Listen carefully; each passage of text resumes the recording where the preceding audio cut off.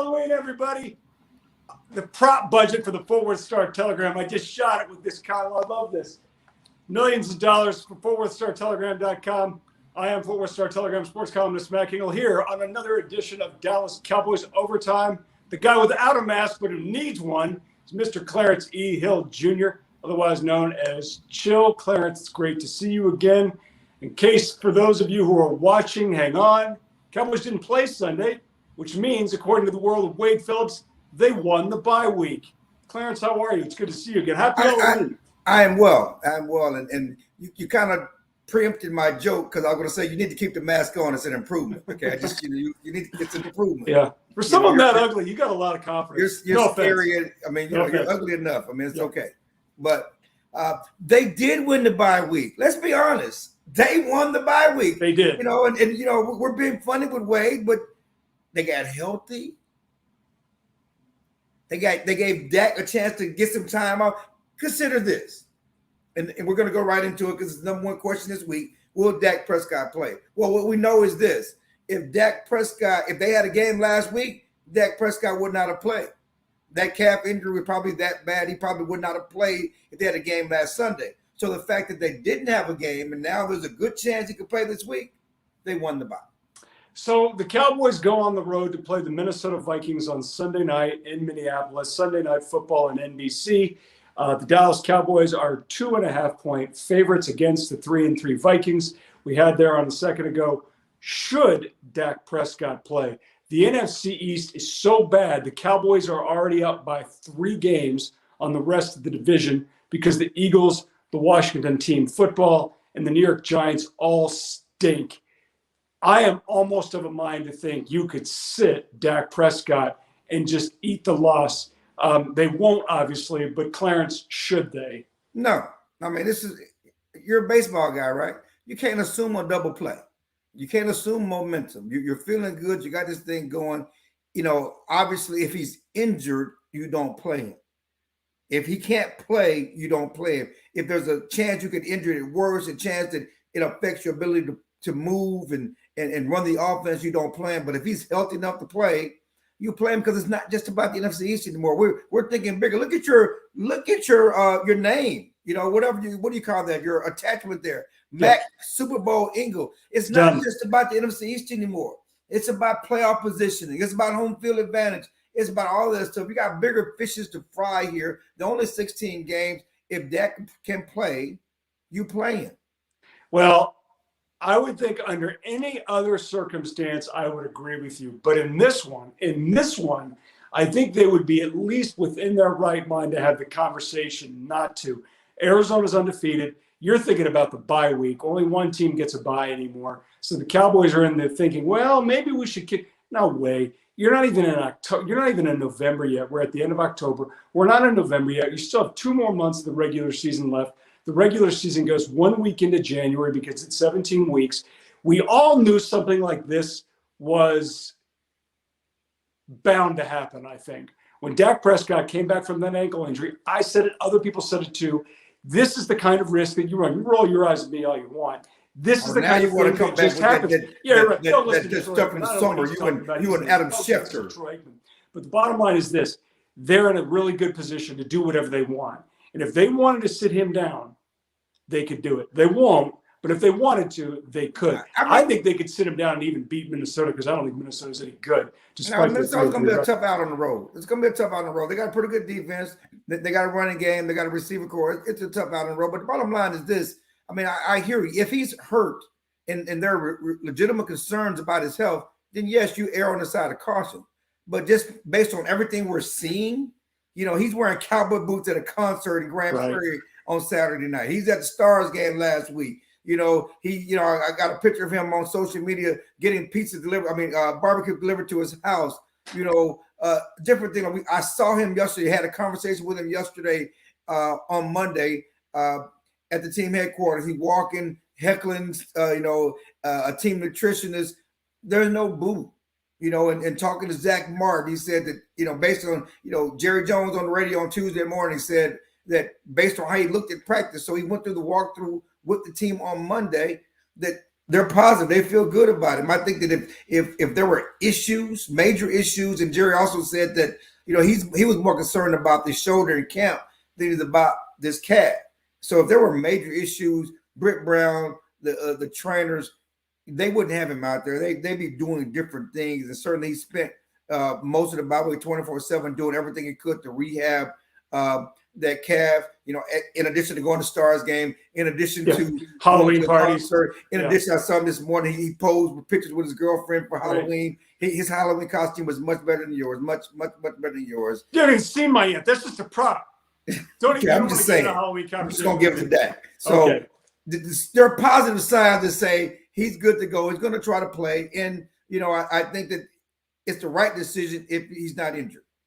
Okay, so now we can get into this fun conversation of looking ahead at the rest of the regular season, starting obviously with Minnesota on Sunday night.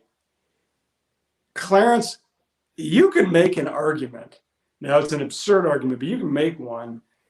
It's hard to. Can I stop you just 1 second? Because we're kind of out of. Well, what am I going to do? You're going to do it anyways. Can we just run in order? Let's talk about the other guys that are coming back before we. Actually, you flipped it. No, you flipped it. You flipped it. You ruined everything. Why'd you do this? I flipped it while you were on the phone, but that's okay. No, you're listening to me. Nice. I wasn't even on the phone. All right, go ahead. Clarence is in charge. Anyway, the good news about the bye is not just Dak is going to play, but you got Leo Collins coming back. You got a lot of guys coming back. Leo Collins coming back. Michael Gallup's coming back. How do you feel about Leo Collins coming back? And it's your question. I know it's something that is on your mind. Especially with Leo Collins and Michael Gallup. But should Leo Collins start over Terrence Steele? Well, can you lose your starting job because of injury or trying to bribe an NFL official about a drug test? Everybody brings up. Everybody brings up in these kinds of situations a Wally Pipp and things like that. I think I got to tell you, if they said to me today, Terrence Steele is your right tackle, and we're going to move on from Lyle Collins, I wouldn't have a problem with that, and here's why. Lyle's been hurt since he's come to the Cowboys as a highly regarded, in a very unusual set of circumstances, rookie free agent from LSU. I think he's been pretty good. I don't think he has been as good as they projected him to be. He's been pretty good. Right tackle ain't left tackle, and it's not like a situation where I think you can move Lyle to the left side in case something happens to Tyron Smith. I don't think he's there. So I think if you said we're going with Terrence Steele because we're hot and we're rolling, that's fine. Lyle, we're probably going to need you. Okay. And then when the season's over, Lyle says, I think it's time to move on. And I'm not sure of his contract situation, but I think given the way the Cowboys are playing, and specifically that offensive line and Zeke Elliott and Tony Pollard and Dak Prescott and all that good stuff, I think you got to keep Terrence Steele in there and keep it going. If he falters, then you've got a good guy to put in there. But right now, Clarence, I think Terrence Steele ought to keep his job. You're wrong. That's okay. I mean, I feel you. I feel the sentiment. You're wrong. Lyle Collins is the better option at right tackle. He's the better right tackle. You forget, you say he's been injured, his whole career. That's no, I didn't say he's been injured his whole career. He's been injured before. He's been injured since he came to the Cowboys. No, he's been injured. Patently false. Listen, but the bottom line is your ears, not your mouth. The bottom line is Lyle Collins is the better option right there. He's the better right tackle. Start? We feel good about you should feel good about Terrence Steele from where he's come from. And we're grading on a curve here. Based on what we saw from Terrence Steele last year, he was god awful, to where he is now, that he's suitable. We're I guess over projecting what that actually means. He's not been a liability, and let's give him all the credit in the world for not being a liability that we thought he was going to be. But he's not better than Lyle Collins. Let's keep what's strong. If they're strong now, then you don't move your best option at right tackle and move him out just because you feel good about somebody who's better than you expected to be. What this means is that you put Lyle Collins at right tackle. You still have concerns about Tyron Smith at left tackle. He's had some injuries this year. That means that you have a capable backup now in case something happens with either one of them down the stretch. You have a stronger offensive line with both of them. And as far as the next year, let's worry about next year. Yeah, because he was suspended, all the guarantees in Lyle Collins' contract is gone. So they can move away from him in the offseason if they want to. But we're not talking about the offseason. We're not talking about next year. We're talking about what's best for the Cowboys this year. And what's best for the Cowboys this year is they try to make this push for Super Bowl Engel. keep your best 5 guys out there, and Lyle Collins is one of the best 5 guys. Okay, breaking news. You heard it on Dallas Cowboys Overtime. Clarence Hill Jr., longtime Dallas Cowboys observer and reporter, says you should break up a good thing and rechange their offensive line. Good job. Thanks, Clarence. Let's move on to another topic that's kind of fun. Michael Gallup is going to come back. We have forgotten about him. Now, Michael Gallup is scheduled to come back. He suffered an injury earlier this season, and the Cowboys passing game has not missed him at all. They have put in anybody. Cedric Wilson is doing well. Obviously, Amari Cooper, he's battled through injuries to have a nice season. CeeDee Lamb is killing it. The tight ends are playing well. Clarence, where does Michael Gallup fit in? I know I brought up, you should trade him. Trades don't happen very much in the NFL for a lot of different reasons, but I don't know where he fits in. He fits in at receiver. He's their best deep thanks. threat. I thought they were going to put you guys just kill me. You kill me because as soon as someone plays well or somebody's out there, get rid of him, keep the other guy. You try to get rid of Zeke. You tried to get rid of Zeke the first game of the season. You tried to get rid of him. Now you want to get rid of Lyle Collins. Now you want to get rid of poor Michael Gallup. When did I go back and say I want to get rid of him? Where does he fit in? I'm going to call you at the end. You know, this is awful. When did I say I want to get rid of him? I've sat around with a lot of guys. I'm going to start with you right now. Where does he fit in? Where does he fit in? Where does he fit in? He fits in at receiver. He's the best deep threat. Again, let's keep the beauty about the Cowboys offense. And you already talked about Amari playing through injury. No, I'm writing this down. Long 17-game season. Hill Jr. Let me finish. Is their best deep threat. He is their best deep threat. Okay, go ahead. There's no question about that. Oh, no He's question. The best deep threat. They cut CeeDee Lamb. Go ahead. CeeDee Lamb makes moves. CeeDee Lamb is an all-around player, but as far as a pure deep threat, it's Michael Gallup. He's their best 3-threat. He may be the answer to their red zone woes because he's the best guy can go up and catch over people. That's what he does. But the bottom line, the beautiful thing about the Cowboys offense is that they're not beholden to just one player. They throw to everybody. It's another option. It's another weapon for Dak Prescott. They're going to use him. They get tired. The receivers, they get tired at the end of the games. At the end of the game, they were throwing some guy off the street at the end of the Patriot game. I don't know if you remember that. Number 17, I can't think of his name right now. My mind is blank. They threw a deep route to that guy. They're going to need all their guys. Noah Brown has been catching passes and making plays. You can use Michael Gallup, and they will find a way to use him. He is a starter. He's going to get back out there. It just makes everything stronger. Again, this is not just about now. This is about making a Super Bowl push. That's the beautiful thing about this team is that when I look and compare this team to past Cowboy teams, especially past going back to Super Bowl team, this team is deeper. They have you go back to 2014 and 2016 and 2007. They just have so many options that they didn't have back then. Playmakers on both sides of the ball and everything. If you go back to the Cowboys Super Bowl teams of the 1990s, they only had one real receiver that was there every year. I'm going to call Alvin Harper on that one and then maybe give a ring to Mr. Jay Novacek. Clarence Hill Jr. says the Cowboys dynasty teams only had one receiver and the other two guys. I will tell you the weaponry outside on this team is better than the weaponry outside on those Super Bowl teams. Okay, let's move on to one more fun subject because, I'm looking here at the schedule. You can make a real case, but one. Now, it's not going to happen. But you can make a case. I have a hard time finding where the Cowboys are going to lose. Arizona. If Dak Prescott plays on Sunday, they're probably going to beat the Vikings. They're 2.5-point favorite. Although Minnesota's, streaking, they beat two really bad teams, Carolina and Detroit. They're going to play the Giants again. They'll play Washington, New Orleans, Philly, Cardinals, really red hot right now with Kyler Murray, Denver, Vegas, Kansas City. Clarence, they're going to lose again. Yeah, they're going to lose because it's the NFL. But right, you're right. It's a question of thing I posed to the this week is that who's going to get them? I don't know if there will be underdogs in any game the rest of the season. Even the Cardinals game, if everything is as it is now, Cardinals coming to AT&T Stadium. Yeah. I don't know that the Cardinals are favored. Cowboys may be favored, maybe a pick'em game. But Kansas City is not who we thought they were. That's a game that we thought, okay, that's a big showdown, November 21st. You got at New Orleans, and yeah, they're 4-2 and they're scrapping. And they just won against a bad Seattle team on Monday night, and that game will be at New Orleans. But that doesn't really scare you because that offense, if you can't score with the Cowboys, I don't know how you can compete with them. That's why and that's just it. Arizona and those teams like that, but you got to be able to score. There's only one team that can score with them right now. That's obviously Arizona. Vegas could be a problem. They're playing okay. They've got some talent. I can't see Kansas City just continuing to play it, just No. dog it up the way they have. But the defense will continue to dog it up. The defense is god awful. The defense is bad, and the offensive line isn't very good either. I mean, the offensive line is trash.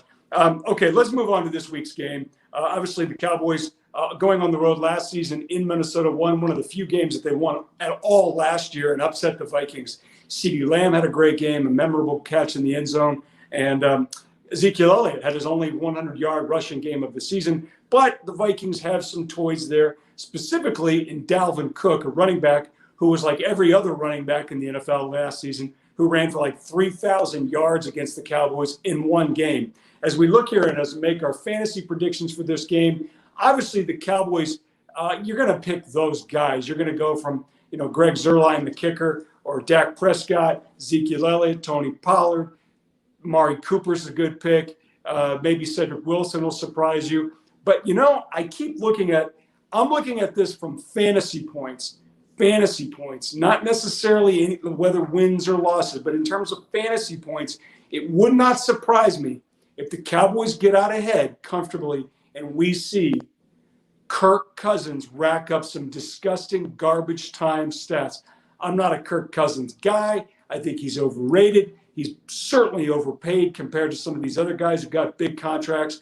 But if you're in a pinch and you need a quarterback, I know this is dicey. Kirk Cousins is not a bad pickup because this is the type of game where you could see him go for 300 yards and a couple of touchdowns in a blowout. Like, he just racks up garbage numbers. So I know the other ones are slam dunks, but if you're in a pinch and you just need a quarterback, don't be as scared of Kirk Cousins just because he's playing Dallas. There's no question. Last year, Kirk Cousins passed for 300 yards, 3 touchdowns against the Cowboys, and no interceptions. He had a good game. They lost the game. Dalvin Cook had 127 yards rushing and a touchdown. They lost to the Cowboys without Dak Prescott. One of the best games the Cowboys played all season. But I'm going to go with Amari Cooper. Good pick. I like that one. I'm going to go with the Vikings cornerbacks are trash. They're awful, and they like the pressure. And I think that, this is the time for Amari Cooper to go off. Everybody's excited about, what CeeDee Lamb did last week. And so now it's Amari Cooper's turn. All right, let's make a prediction for the game. You and I have done pretty well so far this season because the Cowboys have done pretty well. So we've been covering machine. Cowboys are a covering machine. If you're a gambler, the Cowboys have been a covering machine all season. Yep, and that's always tricky. And you talked about before we started here that as well as the over. I hadn't even thought about that. That's pretty significant. That Minnesota is streaking. This is a big game for them because they're only 3-3, and they kind of need a quality win. I mean, quality of the NFL, you just need a win. But I got to tell you, I think Dallas is going to cover this one. If Dak Prescott is playing, and it's not just that he's playing, it's the way he's playing. He's doing things that as a passer, very few guys do. Like, you could take any guy off the street and he can get him paid. And he's doing that right now. And as long as he's playing and he's all right, I'm not betting against this team. What about you for Sunday night? There's no question. Again, the Cowboys have been money in the bank. If you do those sort of things all season, and you look at this Viking team, you're at 3-3, and they won 2 straight, but they beat nobody and they played nobody. They struggled to beat in the last game the Carolina Panthers in overtime. So I just don't see them being able to keep up with the Cowboys. Again, I see the Cowboys, 35-28 again, something like that, 36-28. All right, this has been a lot of fun. Clarence, it's really discouraging to do this because I always see just how gigantic my forehead is. One quick question. I know you will not be here for Halloween. What is your favorite Halloween candy, sir? Skittles. Really? I'm a Skittles guy. I don't do candy corn. I'm a Skittles guy. I steal all the Skittles and bubble gum. I take the bubble gum out of my daughter's bag. I've always stolen the bubble gum and the Skittles. That's my thing. What was your best and worst Halloween costume as a kid? I really wasn't a costume guy. I guess if I go back and remember, maybe Spider-Man. Yeah, maybe Spider-Man. I was into that when I was really young, but I really have not been a costume guy. I did do one when I was older, and I went. It was a '70s party, so I had the afro and purple jacket, that was solid. All of that stuff, looking like Shaft. All right. Well, I love Halloween. I'm excited about it. It's a special time with my daughter. I hope everybody wear a costume year round. I love it. I hope everybody watching on StarTelegram.com. Dallas Cowboys Overtime has a great Halloween, has a safe Halloween, participates in Halloween. Clarence, was great talking to you. We see you next week here on StarTelegram.com.